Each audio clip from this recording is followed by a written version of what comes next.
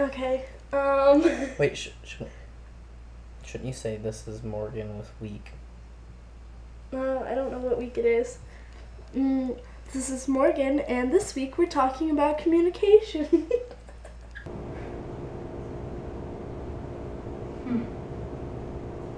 So communication in my relationship, personally, Adam and I live clear across the country from each other.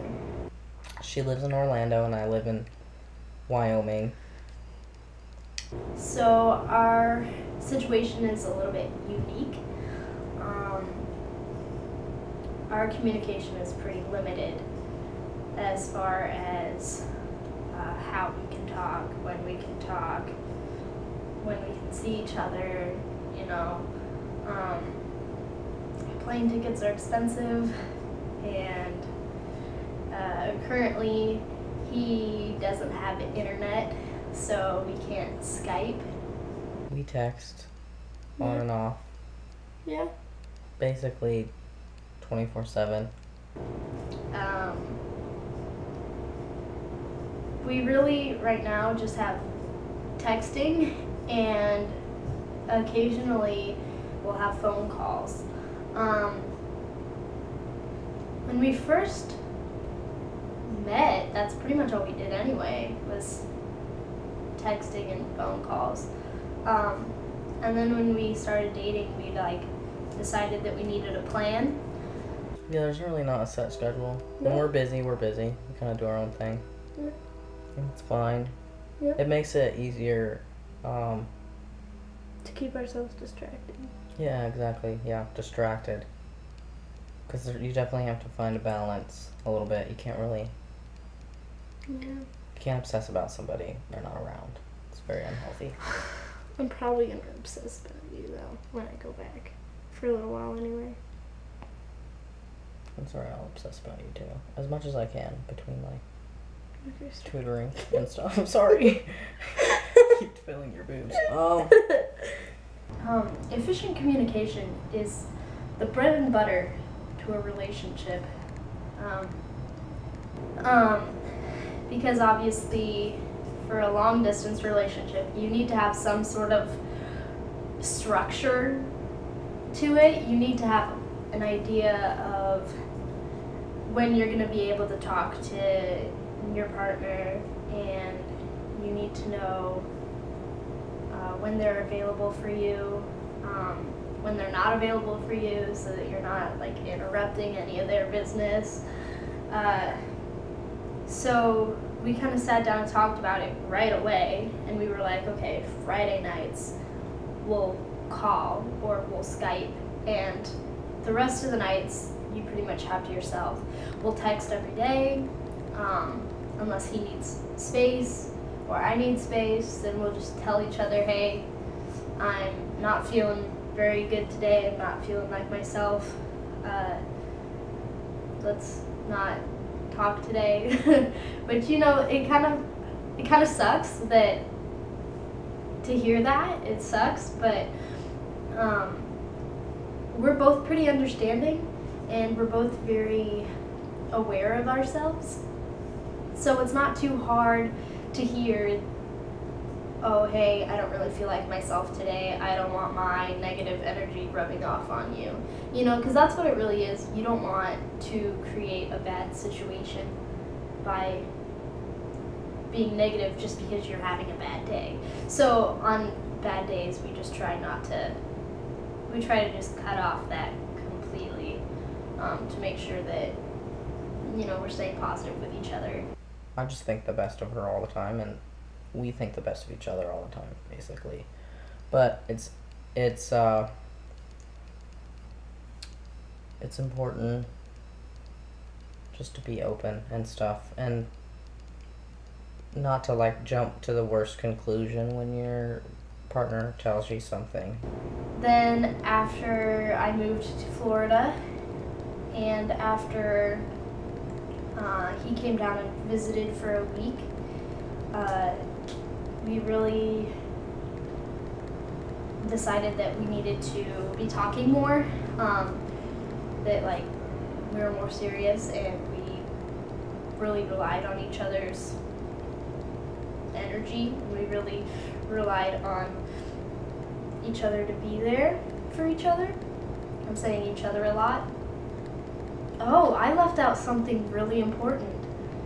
You know, when you're texting, it's mostly like, oh, this is what I'm doing right now. Oh, this is the kind of day I'm having. Oh, I'm thinking about this right now. That kind of stuff. But it's really hard to have deep conversations through texting. And every time we get on Skype, we look at each other and we're like, oh my God, you are so attractive. How do I have you? And so we don't really have much to say on Skype either. We just mostly stare at each other and smile. So we don't really get a lot of deep communication through. Fortunately, this is so romantic, but we write letters back and forth quite often, actually, for a while, for like 5 months. Not 5 months, maybe 4 months, maybe 4.5 months. He would write me a letter every week. The letters would just be like, hey, this is how I feel about you, you know, this is the situation I'm in right now, like, this is what I'm afraid of, these are my concerns, you know, so we really got a lot of our deep communication through writing, which was great because personally, I'm not really good at communicating with words. When he came down to Florida, we sort of realized that, and I guess that wasn't really something I noticed about myself before, that I am not a very verbal person when it comes to loving somebody. I am not good at saying like specifics, like, oh, this is what I like, oh, this is what I don't like. Like, even when it comes to like sexual stuff, I'm not really verbal about things.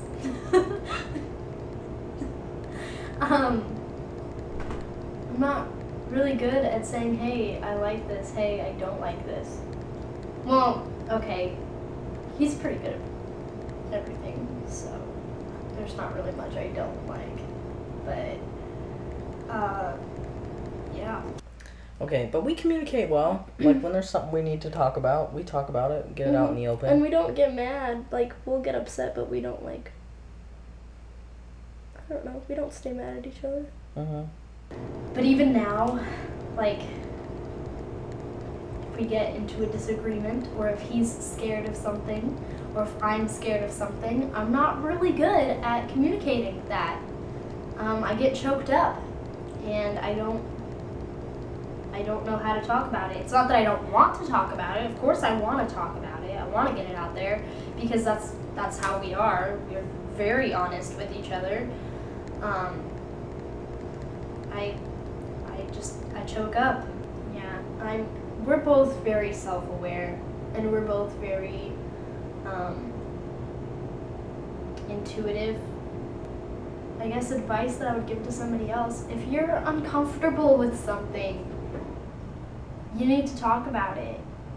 And I know a lot of partners struggle. A lot of you sweethearts are struggling with the fear of losing your partner because he's starting testosterone, or you're scared of surgery, or you're scared of his aggression, you know.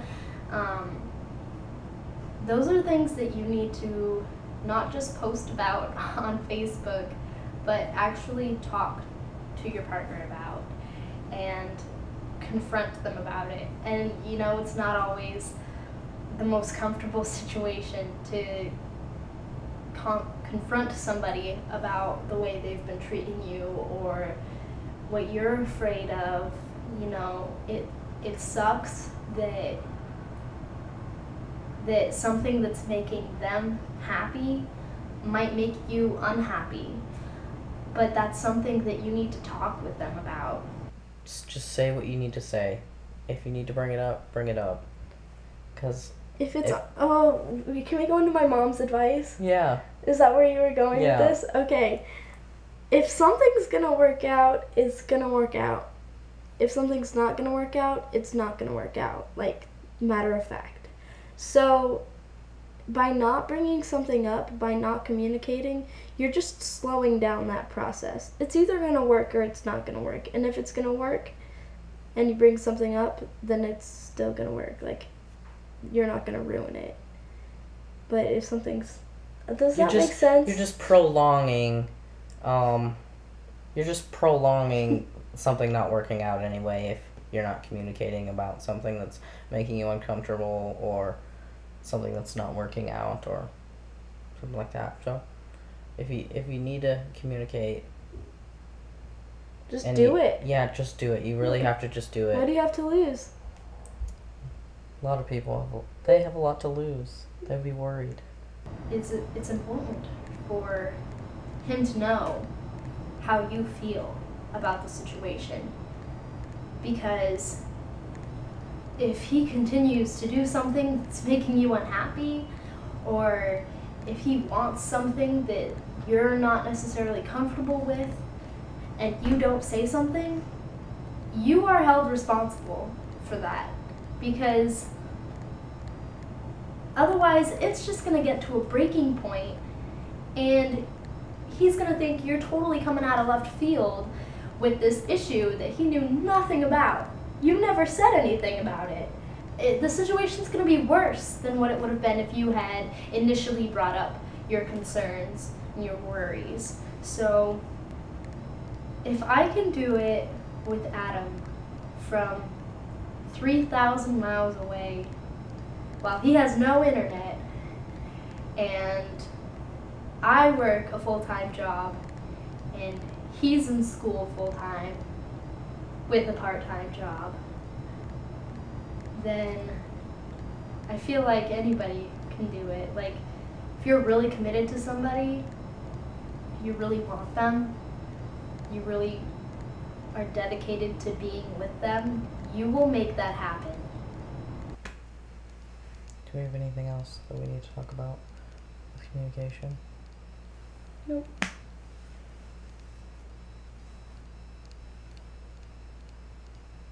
It's Friday.